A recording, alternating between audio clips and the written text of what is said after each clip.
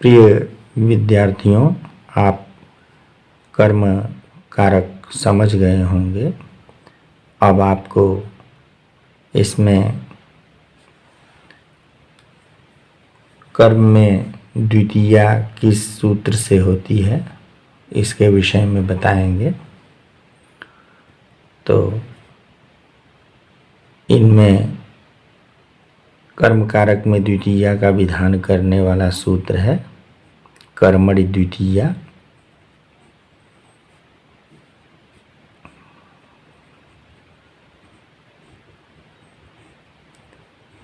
इस सूत्र का अर्थ पूरा तब होता है जब हम इसके पहले वाला सूत्र लाते हैं अनभिहिते।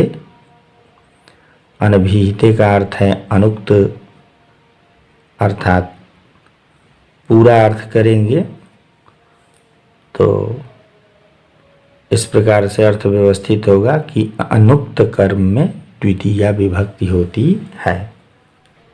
इसका अभिप्राय यह है कि अनुक्त अर्थात कर्तृवाच्य में कर्ता अनुक्त होता है,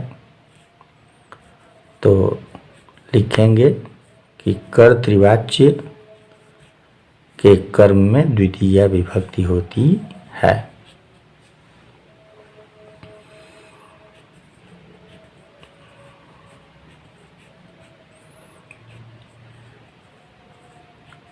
क्योंकि कर्मवाच्य में क्रिया द्वारा कर्म उक्त होता है।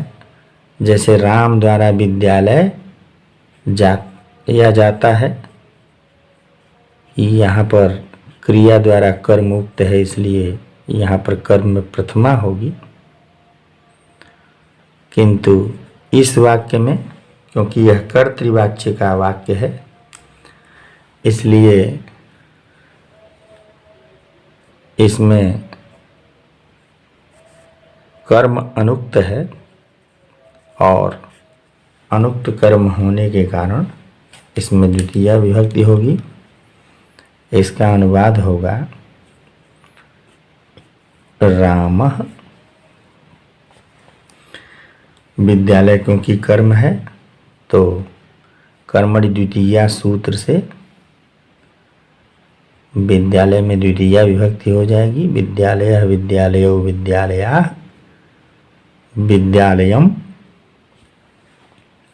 गच्छति।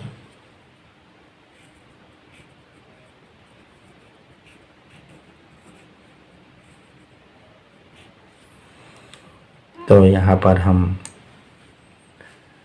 संकेत करेंगे कि यहाँ पर द्वितीया विभक्ति हुई है। इसी प्रकार से दूसरा अनुवाद है छात्रः, कर्ता में प्रथमा, फिर पुस्तक कर्म है तो इसमें द्वितीया होगी। पुस्तकम पुस्तके पुस्तकानि, फिर द्वितीया में पुस्तकम पठति।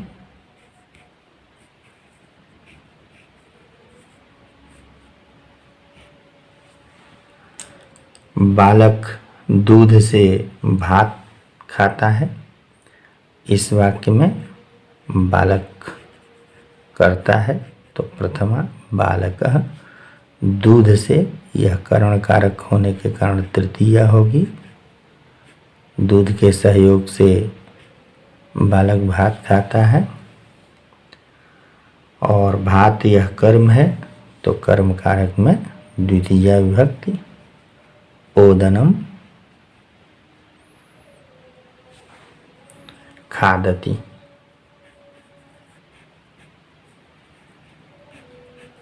जो लाल स्याही से लिखे गए पद हैं वे कर्म हैं और उनमें द्वितीया विभक्ति हुई है। यह आपको ठीक ढंग से स्पष्ट रूप से ज्ञात हो सके इसलिए उसे लाल कलम से लिखा गया है। परीक्षा में आप नीले कलम का ही प्रयोग करेंगे वो अनुवाद बनाने के लिए। अगला वाक्य है मोहन फल खाता है। अनुवाद होगा मोहनः फलम खादति।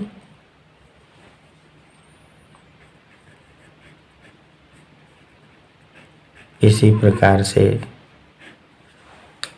भक्त हरि को भजता है। भक्तः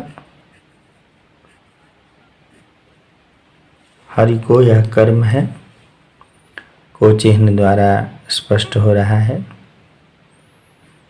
और आप कर्म की परिभाषा जान ही गए हैं। अनुवाद होगा भक्तः हरिम भजति।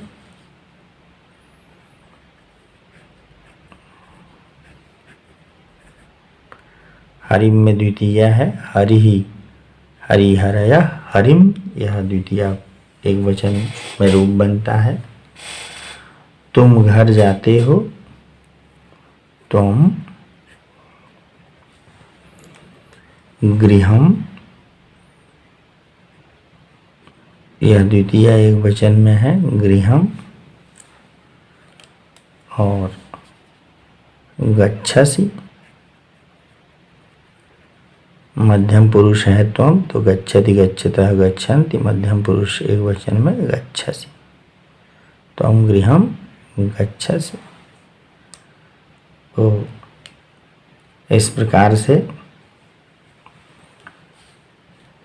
इन वाक्यों में विद्यालय, पुस्तक, भात, फल, हरि को घर, ये कर्म है।